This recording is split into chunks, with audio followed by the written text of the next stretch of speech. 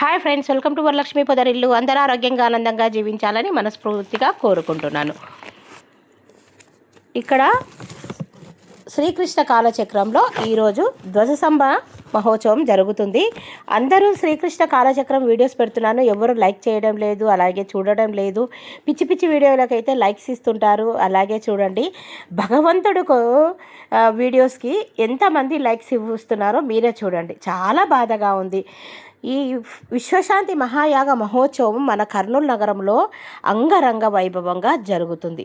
చాలా అద్భుతంగా యాగశాలలో ఇక్కడైతే ఏర్పాటు చేశారు.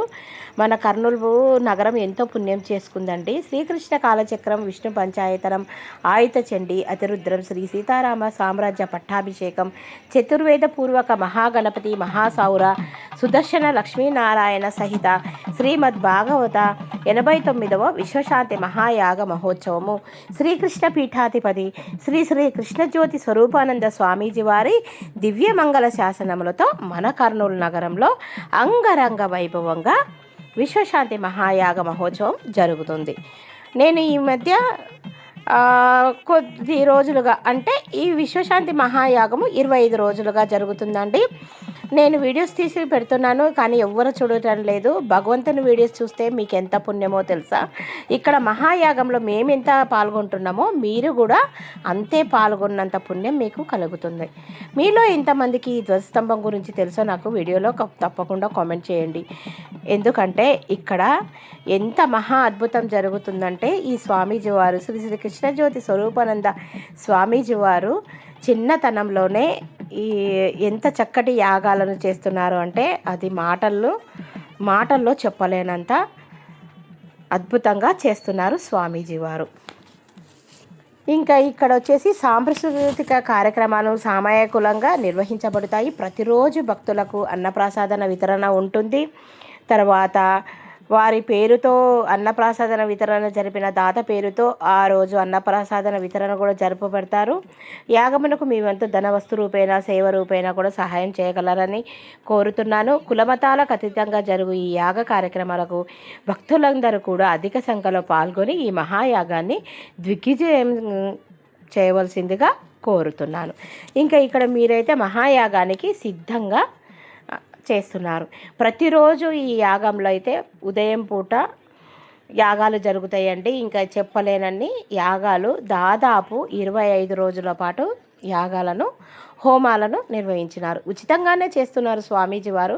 ఇంతటి మహాభాగ్యాన్ని నేనే మీకు అందరికీ కష్టపడి వీడియోస్ రూపంలో పెడుతుంటే మేము యాగం చేసినంత పుణ్యఫలం మీకు కూడా వస్తుందని నేను ఈ వీడియోస్ చేస్తున్నాను. కనీసం ఎంత లేదన్నా ఒక 1000 మందిని చూస్తాను అనుకుంటున్నాను. కనీసం ఒక 100 మంది కూడా చూడడం లేదు. అంటే చూడండి, భగవంతునికి ఎవ్వరూ ఇష్టంగా చూస్తలేరని అర్థమైపోతుంది కదా. మీరు ఇక్కడ గమనించారా, ఈ యాగానికి మానసిక వికలాంగుడు కూడా వచ్చాడు. అంటే చూడండి అతను ఎంత పుణ్యం చేసుకున్నారో. ఇంకా ఇక్కడైతే ధ్వజస్తంభ కార్యక్రమం అయితే నిర్వహించబడుతుంది. స్వామీజీ వారు కూడా ఇంకా ఇక్కడ ధ్వజస్తంభానికి అయితే కూర్చున్నారు. ధ్వజస్తంభాన్ని ఇక్కడ ప్రతిష్ఠించడానికి. ధ్వజస్తంభం కథ ప్రధానంగా మహాభారతం కాలం నాటి మయూరధ్వజుని త్యాగానికి ప్రతీక. మీలో ఎంతమందికి తెలిసింటే కామెంట్ బాక్స్లో తప్పకుండా కామెంట్ చేయండి. శ్రీకృష్ణుడు అర్జునుడితో కలిసి మయూరధ్వజుని పరీక్షిస్తున్నప్పుడు తన కుమారుడి శరీరాన్ని 2గా కోసి త్యాగం చేయడానికి సిద్ధపడిన మయూరధ్వజుని గొప్పతనాన్ని చాటడానికి, అతని కీర్తి అమరం చేయడానికి ఈ స్తంభాన్ని ప్రతిష్ఠించారని పురాణ కథనం. మీలో ఎంతమందికి తెలుసు? ధ్వజం అంటే నిర్మలమైన అహంకారం లేని భక్తికి ప్రతీక.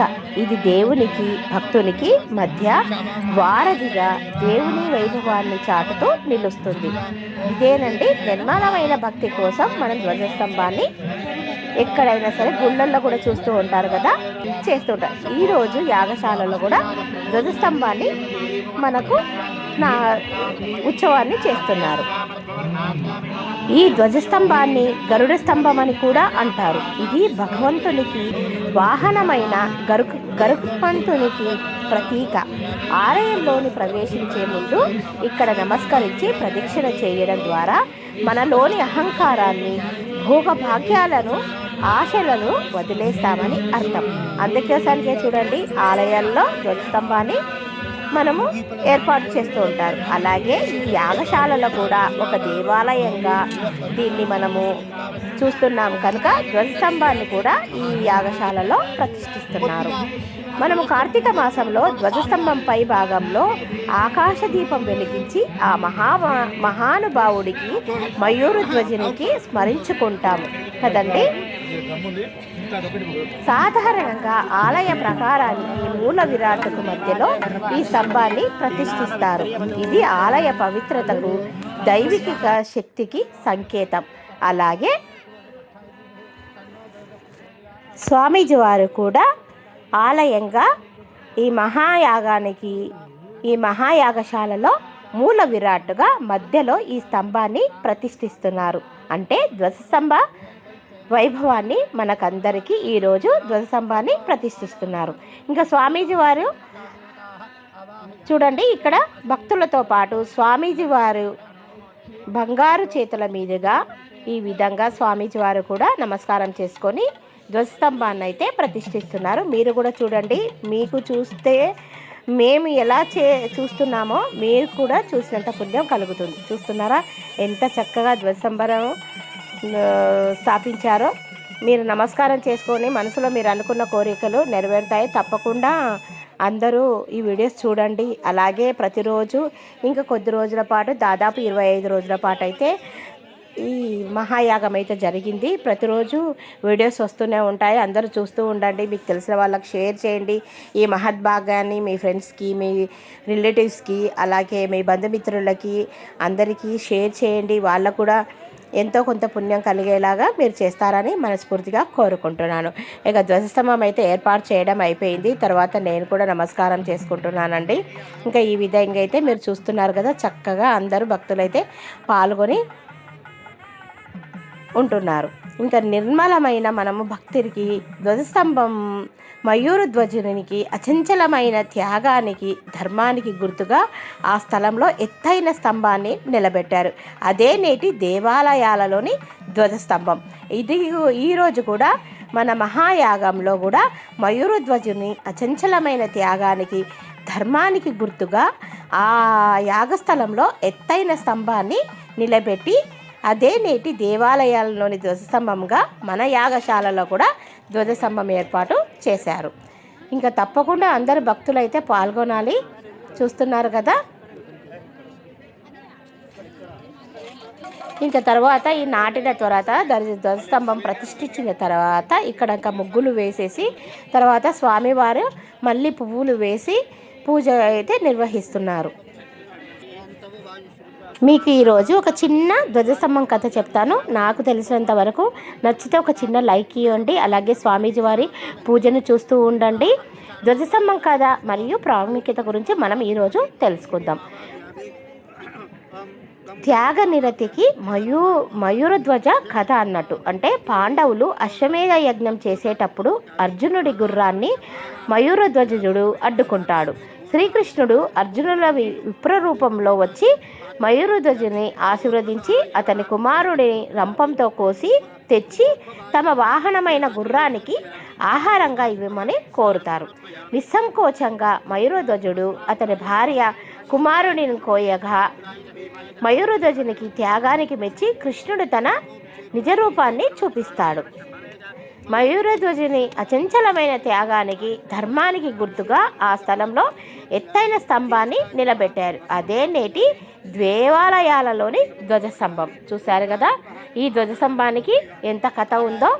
ధ్వజస్తంభం అంటే నిర్మలమైన, అహంకారం లేని భక్తికి ప్రతీక. ఇది దేవునికి, భక్తునికి మధ్య వారధిగా దేవుని వైభవాన్ని చాటుతూ నిలుస్తుంది. చూసారా ఎంత అర్థం ఉందండి. మీలో ఎంతమందికి ఈ ధ్వజస్తంభం గురించి అర్థం తెలుసో నాకు కామెంట్ బాక్స్లో తప్పకుండా కామెంట్ చేయండి. అలాగే స్వామివారు ధ్వజస్తంభం ప్రతిష్టాపన అయిన తర్వాత చూడండి చక్కగా ముగ్గులు వేసి స్థాపించిన తర్వాత ఈ విధంగా పూజలతోని మంత్రాక్షరాలతోని కంప్లీట్ అయ్యిందండి. ఇంకా మీకు ఈ వీడియో ఎంతో నచ్చిందని అనుకుంటున్నాను.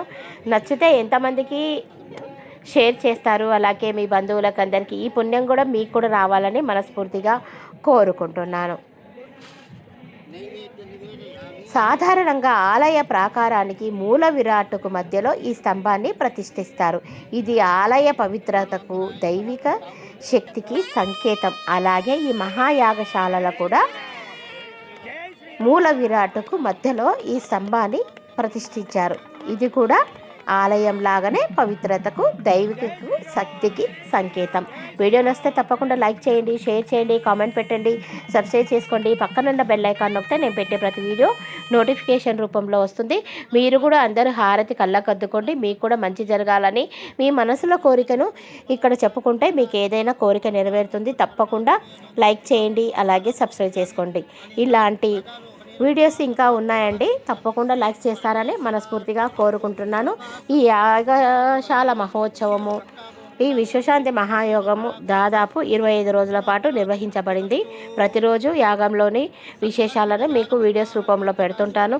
చూసిన వారందరూ లైక్ చేసి సబ్స్క్రైబ్ చేసుకొని హైప్ చేయవలసిందిగా కోరుకుంటున్నాను.